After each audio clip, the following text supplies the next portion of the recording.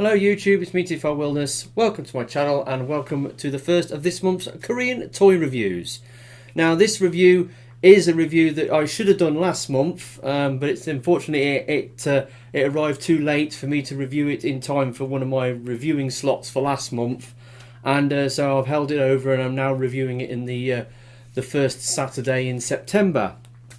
And it's another figure from the Tobot V toy line. And it's another one of those minifigures. A couple of reviews ago I did the Tobot Mini Captain Jack. And now I've got Tobot Mini Regent. Now, normally a toy this small and this basic would do what I refer to as a small stuff review, which is a reviewing series where I do a quick shot, a quick fire review of the toy, usually toys that they're usually too small or gimmicky to warrant a full-blown review, and I rattle them things out in 5 to 6 minutes.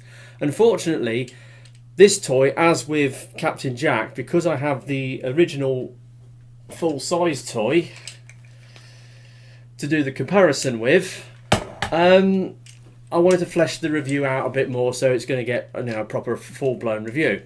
But before we get into the toy, let's have a quick look at the box. And it's a typical small Tobot V box. You've got the logo up there, you've got his name down here, you've got some sort of CGI images of the alt mode and the robot. Same on the side. It's got his thing on the side, 04 Mini Regent, and more pictures on the back. Inside it's got the usual clamshell with the foil backing card and basic instructions. And as you can see, the box is a little crinkled. Bought this off eBay because buying these small figures off the Korean retail sites like G Market, 11th Street, it's ridiculously expensive because they grossly overcharge on the shipping, and I'm not willing to buy these minifigures through those sellers because I'll just get ripped off every time. So I'm still paying over the odds for these things off eBay, because I mean a figure like this is, they're asking like around about sort of 25, 26 quid for a figure like this off eBay, and that's a bit much really, because it's smaller than the deluxe. And yeah, but it's a Korean toy, it's got to be shipped from the other side of the world, so that's the reason why I'm paying those sort of prices for them. Anyway, so Mini Regent, here he is in his alt mode, and as you can see, it's this awesome looking off-road buggy. It's got skinny little tyres at the front. It's got some moulded suspension in there. It's got that sort of that typical sort of canted, look of a buggy. It's got massive, great, paddle tyres at the back. It sits, at a down angle. It's got the side pods. It's got the rear spoiler on the back, and the layout, the design of this car reminds me a lot of the Tamiya Frog, which was a Tamiya ready control buggy from the early 80s, from about 1984. It had a very similar look to this, very narrow front end with some suspension on the front, small cockpit, spoiler on the back, big tyres, and it had a gearbox sticking out the back with trailing arm suspension. So it's very, very similar layout to this, but it was white and pink, but this is like black and blue. I got the full-size toy, and as you can see, the size difference between the two. And obviously now I've got both these figures side by side, you can see the other thing, which is the problem that these Tobot minifigures have, is the lack of paint apps that they have. I mean, you look at the full-size figure and you can see it's got all this white lining on it. It's got obviously the metal toki there. It's got like the silver spoiler with the all the molded detail in there. It's got painted wheels, and it looks really, really cool. And then you look at the mini version, and a lot of the The painted line detail from the sides is missing. The wheels aren't painted, neither is the spoiler. You know, they've been very economic with the paint, and that's just typical of these minifigures that are coming out of these Korean toy lines. And it isn't just the Tobot figures that suffer from this. The Hello Carbot minis suffer from this blight as well. So anyway, so it's a little buggy. It's got pinned wheels. It rolls extremely well.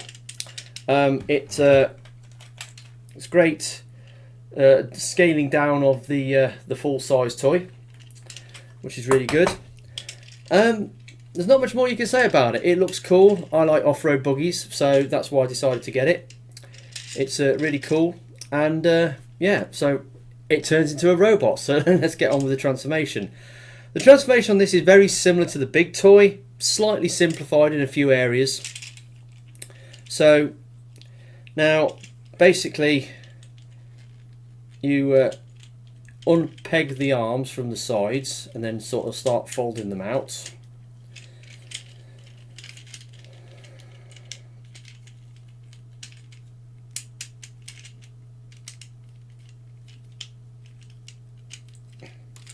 Then you've got this section here that comes round and clips in. You then have the this piece here comes back, move the arms out of the way, and plugs in. And then you've got the head slides forward, and then you just basically unfold the legs, move the arms out of the way, fold the wheels round, rotate at the waist, split the legs, and then you just got to rotate his hands, and there you go. And there's Regent in his robot mode. He's got a lot of the aesthetic cues of the big one. If you just give me a moment, I'll just transform the big figure for size comparison. Right, so there we go. There's the big one in his robot mode, and here's the little guy. So if I scale him up till he's about the same size, you can see aesthetically they're pretty similar. But obviously the big toy has got a lot more paint apps going on as per usual. Especially on the legs. It's got all those extra paint apps on the arms as well, and yeah, so it's okay. It looks pretty good.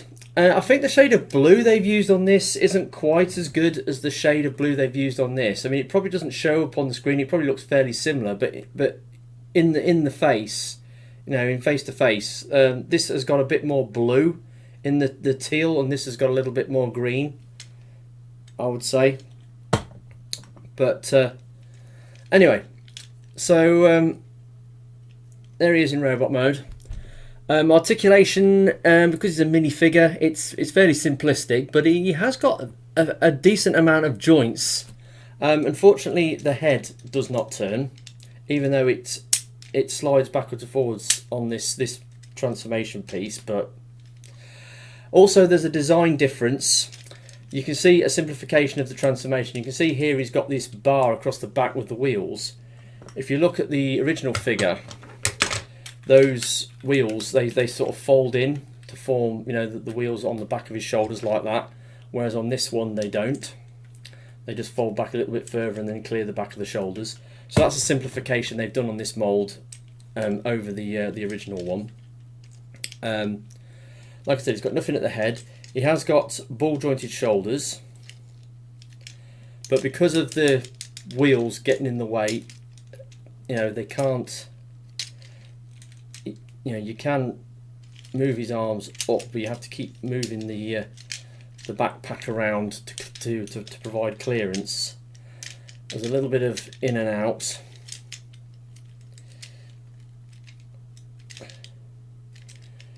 Yeah, yeah, we'll get to that in a minute. Yeah, so now he's got deep elbows because of the transformation that fold all the way up. He's also got wrist swivels due to transformation, so that's quite unusual. So you can kind of get some unusual moves out of that. But like I said, the arms they hit these wheels, but you can do that. You can flip the wheel bar forwards and get the clearance, then having his arm up in the air. But it's a bit awkward having to do that all the time. But yeah, on the arms, deep elbow bend on a ratchet, soft clicks. I mean, 1, 2, 3, 4. So 4 clicks, and then you've got the rotation at the wrist. Now he has got a waist joint due to transformation, and yeah, and he's also got the same problem that Tobot V Captain Jack had with his hips. In other words, his hips pop off very easily, and it's due to they haven't given the ball joints enough clearance to move freely in a wide range of motion. So you take the leg and it comes off, right? You move it forwards, it comes off. You move it out, in and out, it's okay, but because at the top of the hip has got this like sort of barrel sort of connection. If you move it backwards and forwards, it keeps hitting the this ridge on the inside of the waist, and it just causes the ball joints to pop off. And it's the same on the other side. Just see, the ball joints, the hip ball joints are rubbish, basically. Very restricted movement, limited clearance, the whole thing. Anyway, now you can get a little bit of twist on them, but they will pop off if you go too far. The knees, it's got a nice deep knee, and if you pull the thingy wheel out, it will go all the way back. But obviously the wheel's sticking out the side. And this figure has got the same design flaw that the original one has. He's got these massive wheel heels, but they do not lock in robot mode. It's the same with the big guy.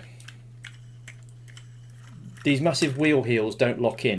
You'd have thought when, you know, this transformation joint comes round, there'd be like a little ridge here which locks the wheel into place, so that it gives you a nice stable heel support, you know, to pose the figure. Oh no, it's like he's wearing a couple of roller skates on the back of his legs, so he's difficult to get him to stand up in certain poses. This guy's got the same thing going on, because he's got, you know, these ridiculously large wheels that act as heel spurs, and they don't lock in when you click them into place.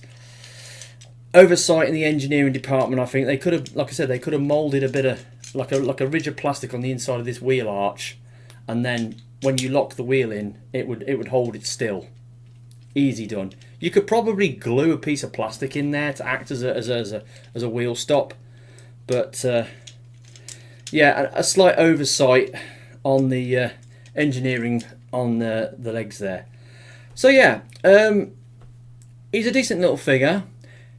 Again, he's got some good articulation, some not so good articulation. The moulding's pretty good. The colours are nice.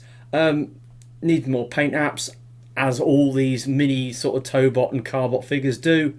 I like the fact that he's got the like a foam moulded toe key in his chest, because like the original figure has got like the metal toe key that comes out, and this guy's got like a, you know, he's got like a fake toe key in there. That's pretty cool.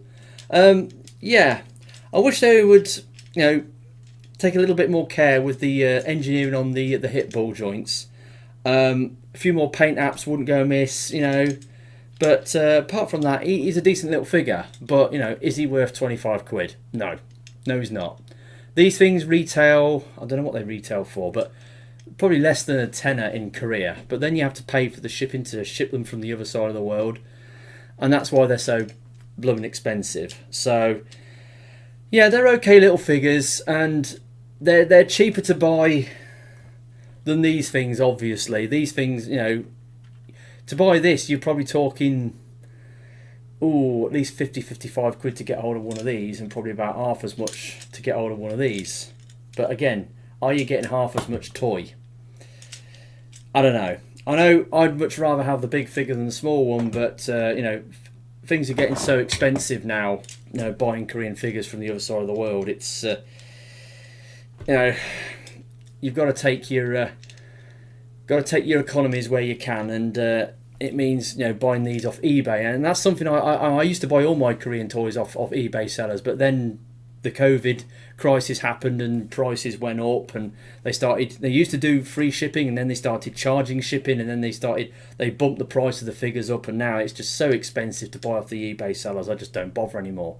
But seems to be more people coming into the market now. There's a little bit of competition going on between the sellers, and the prices are coming down a little bit, but it won't go back to the glory days, shall we say, of about 5 or 6 years ago, where you could buy a figure like this for like 45 quid. You know, that ain't gonna happen, is it? So anyway, there he is, Tobot Mini, Tobot V Mini Regent. He's an okay little figure. It's got the usual sort of issues of these Tobot Mini figures, but you know, he's decently poseable, looks pretty good. He's not a bad little figure. And here's the first review for this month. Obviously, I've ordered some more Korean toys that will be coming in later this month, so you should be getting free Korean toy reviews this month. But as for when the next one will be, I don't know, we're probably looking at the Saturday the 17th and Saturday the 24th, if they come in time. So, I've been Tobot Wilderness. Hope you've enjoyed this video, and I'll catch you all next time. Ta-da.